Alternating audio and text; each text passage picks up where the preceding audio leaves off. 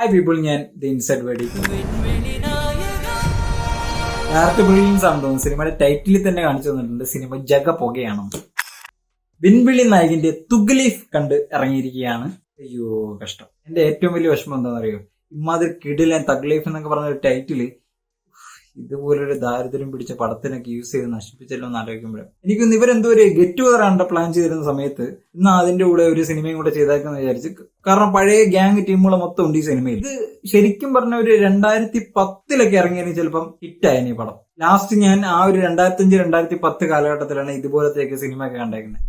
The visionaries, directed by Mani Ratnam. ആ പേര് തരുന്നൊരു ഗ്യാരണ്ടി ഉണ്ടായിരുന്നു. ആ ഒരു ഗ്യാരണ്ടിയാണ് ഇന്ന് എനിക്ക് നഷ്ടപ്പെട്ടു പോയത്.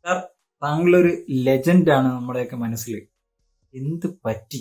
Produce by Kamal Haasan, Mani Ratnam, R Mahendran and Siva Ananth. എന്തിനാണോ ഇത്രയും പ്രൊഡ്യൂസേഴ്സൊക്കെ? അതിനു വേണ്ടിയുള്ള വലിയ ബ്രഹ്മാണ്ഡ സെറ്റോ അല്ലെങ്കിൽ കിടിലം VFXോ ഒന്നും സിനിമയിലില്ല. സോറി ഞാൻ പറഞ്ഞല്ലോ, മറ്റേ ഗെറ്റ് ടുഗദർ. പുള്ളി നല്ല സിനിമയ്ക്ക് വേണ്ടി പൈസ മുടക്കുന്നതിനേക്കാൾ ഇത്രയും വലിയൊരു കിടിലം ഗെറ്റ് ടുഗദർ പാർട്ടി വേണമെന്നുള്ള രീതിയിൽ സുഹൃത്തുക്കൾക്കും ഇത്രയും വലിയ കാസ്റ്റ് ആൻഡ് ക്രൂ ഒക്കെ ആണല്ലോ. ടെക്നിക്കൽ ആണെങ്കിലും ആക്ടേഴ്സ് ആണെങ്കിൽ പോലും ഭയങ്കര വലിയൊരു കാസ്റ്റ് ആൻഡ് ക്രൂ ആണ്. അപ്പൊ സ്വാഭാവികമായിട്ടും ചെലവര്. കഥ, തിരക്കഥ മണിരത്നം, കമലഹാസൻ രണ്ടുപേരും കൂടെ ഒന്നിച്ച് പണിയതാണ്. ഇവിടെ നിങ്ങൾ ആലോചിക്കണം, ഇന്ത്യൻ സിനിമ ഭരിക്കാൻ കേപ്പബിലിറ്റി ഉള്ള 2 ലെജൻസ്, ഇത്രയും എക്സ്പീരിയൻസ് ഉള്ള 2 ലെജൻസ് ഒരുമിച്ച് പ്രവർത്തിച്ച് എഴുതി വെച്ചിരിക്കുന്ന പടമാണ് തുഗ്ലീഫ്. ഈ ഒരു കഥ എനിക്ക് തോന്നുന്നു ഞാൻ പറഞ്ഞില്ലേ, ഇവര് പരിചയപ്പെട്ട ഒരു 90s കാലഘട്ടത്തിലാണ്ട് ഇവരുടെ മനസ്സിൽ തോന്നിയ ഒരു സിനിമയാണ് ഈ 2025 പണി വെച്ചിരിക്കുന്നത്. ഇത് ഒരു 2010 ഇറക്കിയായിരുന്നെങ്കിൽ ഓക്കെ, ചിലപ്പോൾ ഹിറ്റ് അടിച്ചു പോയാനെ. ഈ വീഡിയോയിൽ സ്പോയിലേഴ്സ് ഉണ്ടാവാം, പക്ഷെ അതൊരിക്കലും നിങ്ങളുടെ സിനിമ ആസ്വാദനത്തെ ബാധിക്കില്ല. കാരണം നിങ്ങൾ തിരക്കഥ എഴുതി വെച്ചിട്ട് പോയാലും നിങ്ങളുടെ ഭാവം ഇതായിരിക്കും.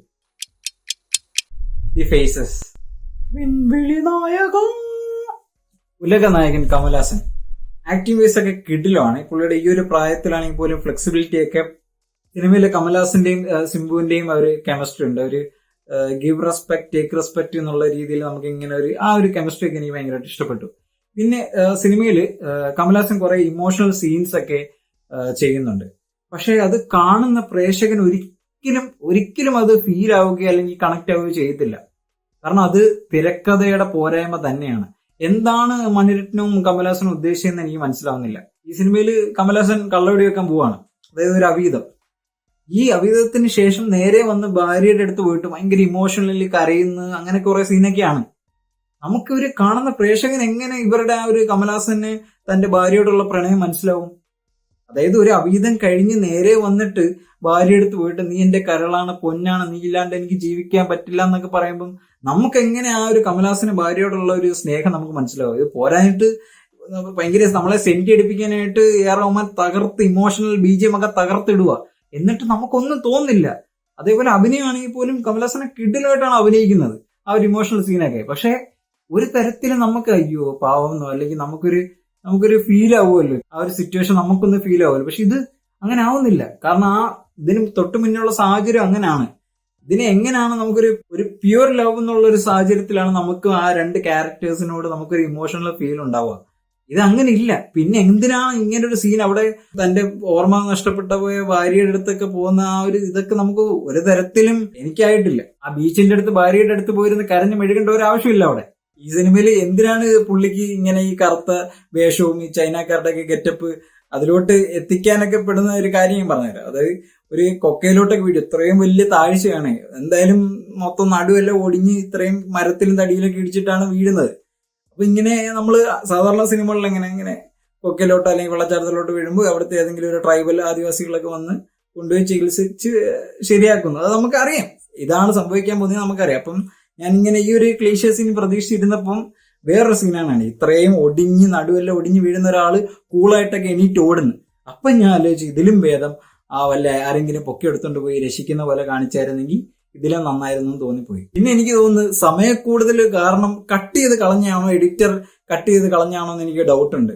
അതായത് അതിനുശേഷം ഈ കുംഫു ഒക്കെ പഠിക്കുന്ന പോലൊക്കെ എന്തെങ്കിലുമൊക്കെ സീൻ എന്തായാലും ഇവര് ഷൂട്ട് ചെയ്ത് വെച്ചിട്ടുണ്ടായിരിക്കും. ബാക്കി സിനിമയുടെ ഡ്യൂറേഷനെ ബാധിക്കുന്നതുകൊണ്ട് കട്ട് ചെയ്തായിരിക്കും. അതുകൊണ്ടായിരിക്കും ഈ ചൈന ഗെറ്റപ്പ് ഒക്കെ. അല്ലാത്ത പക്ഷേ ഈ സിനിമയിൽ അതിന്റെ ഒരു കാര്യമില്ല.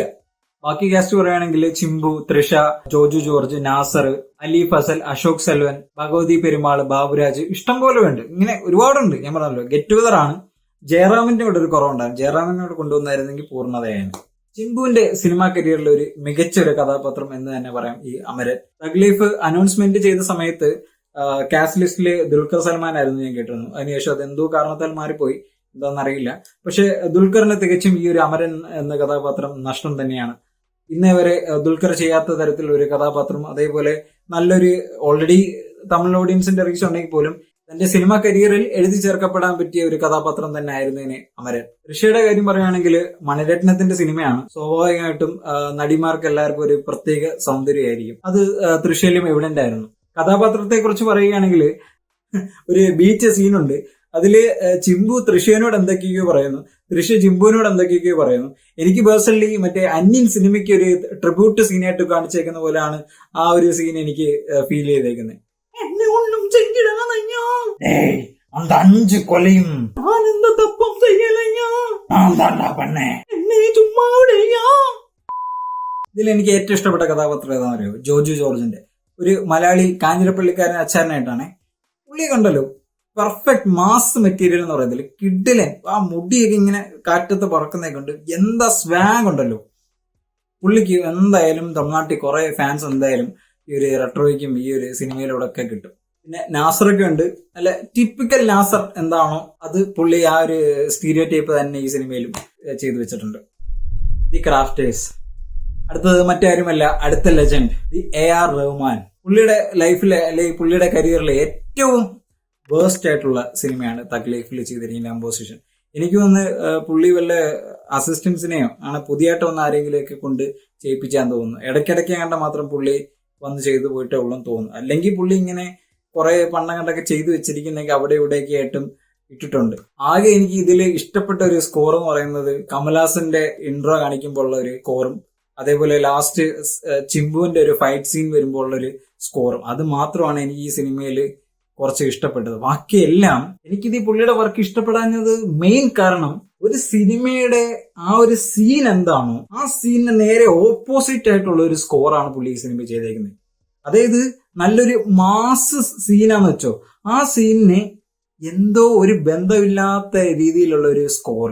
കാരണം നമുക്ക് ഈ ഒരു ടെൻഷൻ അടിപ്പിക്കുന്ന സീനാണെങ്കിൽ കുറച്ച് ഇന്റൻസ് ആയിട്ടുള്ള ഒരു സ്കോർ തീമാണ് യൂസ് ചെയ്യുക. അല്ലെങ്കിൽ ഒരു സെന്റി ആയിട്ടുള്ള എന്തെങ്കിലും ഒരു സീൻ വരുമ്പോഴത്തേക്ക് നല്ല ഇമോഷണലി ആയിട്ടുള്ള കുറെ സ്കോറൊക്കെ അല്ലേ യൂസ് ചെയ്യുന്നത്. ഇത് കുറച്ച് കോമഡി ആയിട്ടൊക്കെ എടുത്ത് വെച്ചിരിക്കുന്ന കുറെ സീനൊക്കെ ഉണ്ട്. അതിലൊക്കെ ഭയങ്കര മാസ്, മറ്റേ കട്ട മാസ് ബീജം ഉണ്ടല്ലോ, അതൊക്കെയാണ് കൊടുത്തേക്കുന്നത്. അതേപോലെ ഭയങ്കര മാസ് ആയിട്ടുള്ള സീനിലൊക്കെ നല്ല കോമഡി ബീജമാണ് പുള്ളി കൊടുത്തിരിക്കുന്നത്. സിനിമാറ്റോഗ്രാഫർ രവി കെ ചന്ദ്രൻ. ഞാൻ പറഞ്ഞല്ലോ ടെക്നിക്കൽ സൈഡൊക്കെ ഏറ്റവും ഇൻഡസ്ട്രിയിൽ തന്നെ ഏറ്റവും ടോപ്പിൽ നിൽക്കുന്ന ടോപ്പ് ലിസ്റ്റിലുള്ള ആൾക്കാരെ തന്നെയാണ് കൊണ്ടുവന്നിരിക്കുന്നത്. പക്ഷെ എന്ത് കാര്യം, ഒരു സ്റ്റോറി നല്ലതല്ലെങ്കിൽ ഇതിലും ഒരു കാര്യമില്ല. എഡിറ്റർ ശ്രീകർ പ്രസാദ്. എഡിറ്റിങ്ങിലൊക്കെ ഞാൻ നിരാശനാണ്. എന്താണെന്ന് വെച്ച് കഴിഞ്ഞാൽ കുറെ സീനിലൊക്കെ കണ്ടിന്യൂറ്റി പ്രോബ്ലം മേ ബി സിനിമയുടെ ഡ്യൂറേഷനെ ബാധിക്കുന്നുണ്ടാവാം. ഒരു റെയിൽവേ സ്റ്റേഷനിൽ വെച്ചുള്ള ഫൈറ്റ് സീനിൽ പോലും കുറെ കണ്ടിന്യൂറ്റി പ്രോബ്ലംസ് ഒക്കെ ഉള്ളതായിട്ട് എനിക്ക് ഫീൽ ചെയ്തു. പിന്നെ ഒരു സിനിമയുടെ ഫൈനൽ ഔട്ട്പുട്ട് ഒരു എഡിറ്ററിന്റെ കയ്യിലാണ്. ഒരു ഓഡിയൻസ് എന്ന നിലയിൽ ആദ്യം സിനിമ കാണുന്ന ഒരു എഡിറ്ററാണ്. പുള്ളിയാണ് ഒരു സിനിമയുടെ ട്രാക്ക് എന്താണെന്ന് മനസ്സിലാക്കേണ്ടത്. അതൊരു സ്ലോ പേസിൽ പോകുന്ന പടമാണോ, അല്ലെങ്കിൽ ഒരു കാണികളെ അത് എങ്ങനെ എൻഗേജ് ചെയ്യിപ്പിക്കാം, ഒരു സിനിമ എങ്ങനെ എൻഗേജ് ചെയ്യിപ്പിക്കാം, ആ രീതിയിൽ ചെയ്തു വെക്കേണ്ട ഒരു ഔട്ട്പുട്ട് ചെയ്തു വെക്കേണ്ടത് എഡിറ്ററാണ്. ആ ഒരു നിലയിൽ എഡിറ്റിംഗിൽ ഞാൻ നിരാശനാണ്. ഈ സിനിമയുടെ ഷോ സ്റ്റീലർ അത് ജോജു ജോർജ് ആണ്. ഈ മനുഷ്യന്റെ ഒരു സ്വാഗ് ഉണ്ടല്ലോ, നിങ്ങൾ ആരെങ്കിലും ഒരു അന്യഭാഷ സിനിമയിൽ പോയിട്ട് അതും ഇത്രയും ഒരു ലെജൻസിന്റെ ഒക്കെ ഓപ്പോസിറ്റിൽ നിന്ന് ഇതുപോലൊരു ക്യാരക്ടർ പുൾ ഓഫ് ഒക്കെ നടത്തുമെന്ന് പറയുന്നത് ഒരു ചെറിയ കാര്യമല്ല. ജോജുവിന്റെ തന്നെ ഏറ്റവും വലിയൊരു അച്ചീവ്മെന്റ്, ഒരു അവാർഡിനേക്കാൾ ഒരു കമൽഹാസൻ എന്ന് പറയുന്ന ഒരു ലെജൻഡ് ഒരു ഓഡിയോ ലോഞ്ചിൽ പറഞ്ഞാണ് ഇരട്ട സിനിമയെ കുറിച്ച് ജോജുവിനെ ഇങ്ങനെ പ്രശംസിക്കുന്നതൊക്കെ ഉണ്ട്. അതൊക്കെ തന്നെയാണ് ഒരു ആക്ടറിന്റെ ഏറ്റവും വലിയ അച്ചീവ്മെന്റ് എന്ന് പറയുന്നത്. ഇതുപോലുള്ള കുറെ നടന്മാര് നമ്മുടെ മലയാളം സിനിമയുടെ ഏറ്റവും വലിയ അഹങ്കാരം തന്നെയാണ്. സിനിമയുടെ ഓവറിയും എന്താണെന്ന് ചോദിച്ചു കഴിഞ്ഞാൽ ഒരു ആവറേജ് പടം മാത്രമാണ്. ഇത് ഇല്ലാത്ത പൈസ മുടക്കി തിയേറ്ററിൽ പോയി കാണേണ്ട ഒരു തിയേറ്റർ വാച്ച് ഡിമാൻഡ് ചെയ്യുന്ന ഒരു സിനിമയാണെന്ന് ചോദിച്ചു കഴിഞ്ഞാൽ ഒരിക്കലുമല്ല. ഒരു 2010 ആ ഒരു കാലഘട്ടത്തിൽ ഇറങ്ങേണ്ട ഒരു സിനിമ മാത്രമായിരുന്നു Thug Life. See you in the next video. Until then by.